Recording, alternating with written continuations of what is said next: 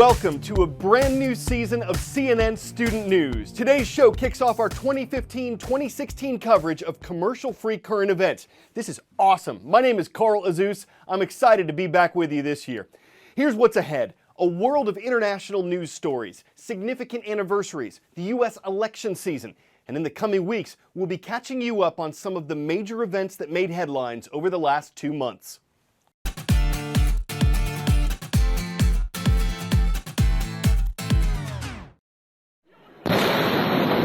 One day after a series of massive explosions destroyed so much of Tianjin, a black cloud continues to hang over the city, the air thick with a chemical stench. A sea of cars destroyed, their paint stripped off by the intense heat. Broken glass covers streets and sidewalks for miles around, and when the wind blows, more glass rains down from apartments and homes. Today, new images of those amazingly powerful blasts. This cell phone video records the moment of impact. The first blast around 11:30 at night. Fire officials say hazardous chemicals stored in a warehouse were ignited by fire. The bright flash followed by a tremendous explosion, waking people all across this port city of more than 13 million. Another explosion followed just seconds later, 7 times more powerful, the equivalent of 21 tons of TNT, according to a Chinese data center.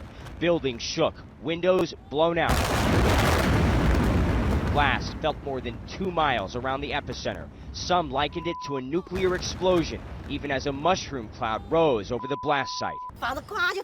The house collapsed. We didn't know what happened, says one survivor. Surveillance video obtained by ABC News captured the explosion's sudden fury. This man buried under a wall of glass. Emotions are running high. I was reporting outside a hospital when a small group of people challenged me, demanding to see my phone. Police arrived, but I was temporarily forced off the air. A statement from the environmental group Greenpeace expressed what many fear. Quote, "We are concerned that certain chemicals will continue to pose a risk to the residents of Tianjin." The company that owned the warehouse was in the business of storing dangerous chemicals. The cause of the fire has yet to be determined. Will Ripley, CNN, Tianjin, China. Up next, a major change in international diplomacy, how nations conduct themselves in dealing with each other. This involves the U.S. and the island nation of Cuba. It's about 90 miles away from Florida's Key West. The U.S. Embassy in the Cuban capital of Havana was reopened this weekend. For months, the Obama administration has been moving toward restoring ties with Cuba, with President Obama saying the American policy of isolating Cuba hasn't worked, that it's time for a new approach. But some U.S. officials disagree. Democratic Senator Bob Menendez, who's the son of Cuban immigrants, says the U.S. flag shouldn't fly in a country that doesn't value freedom and that denies its people basic human rights.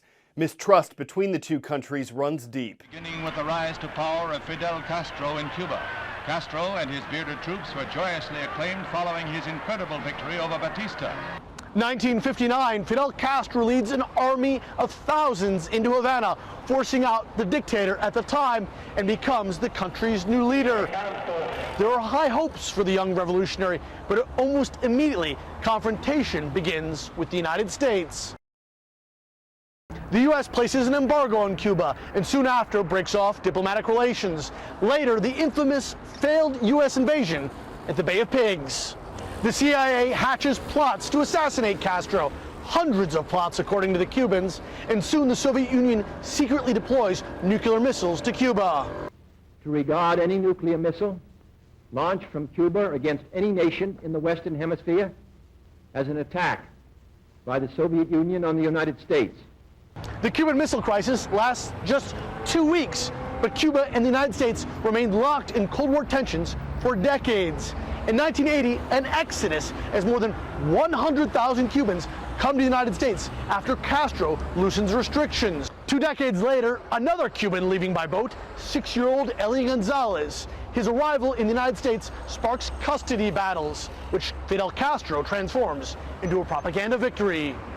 Fidel Castro said he expected to die in power, but in 2006, a mystery illness forces him to step down. His brother Raul takes over, and in 2015 does what many considered to be unthinkable, restores diplomatic relations with Cuba's longtime nemesis, the United States. You know what's random? Sea otters. Know what's more random? They sometimes hold hands like best friends. But it's not just because they're cute and friendly and stuff. It's to keep themselves from drifting away from each other while they sleep. Wake up. That's random.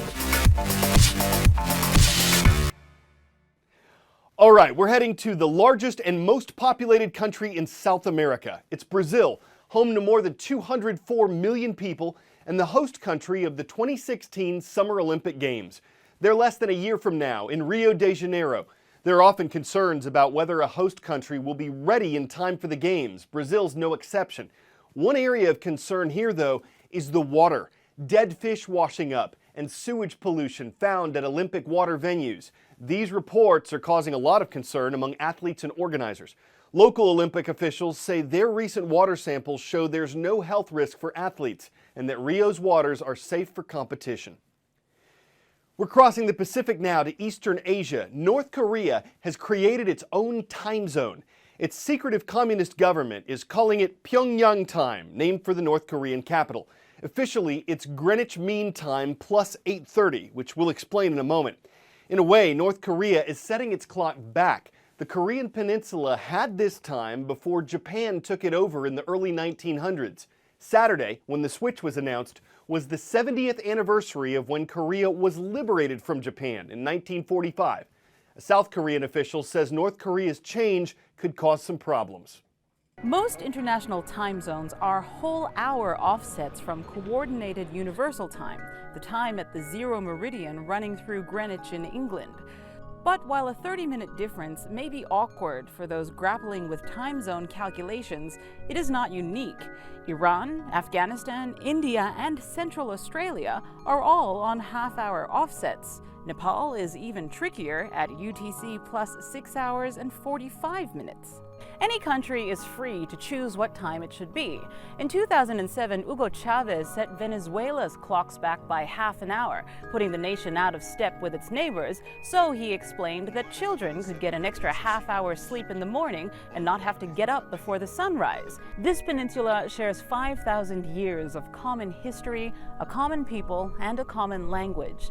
But the Korean people, divided for decades by barbed wire, landmines, and political systems, are now separated even by time. Kathy Novak, CNN, Paju, South Korea.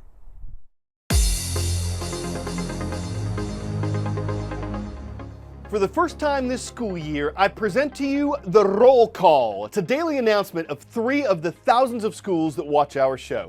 Schools like Columbus Middle. It's in Columbus, Nebraska, and its mascot is the Discoverers. Get it? Columbus Discoverers? Awesome. Hailing from Winder, Georgia, the Huskies are watching today. Hello to everyone at Westside Middle School. And in Ohio, welcome to Thurgood Marshall High School. It's great to see the Cougars in Dayton.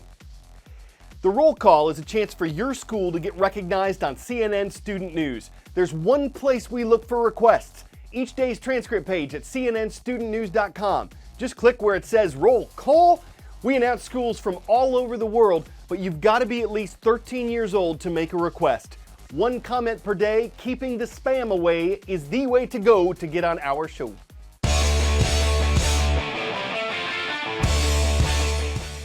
Before we go, sea turtles may look kind of silly on land, flopping around on flippers, but once underwater, they appear to fly. This amazing video came out of a project to research the effects of pollution on Australia's Great Barrier Reef.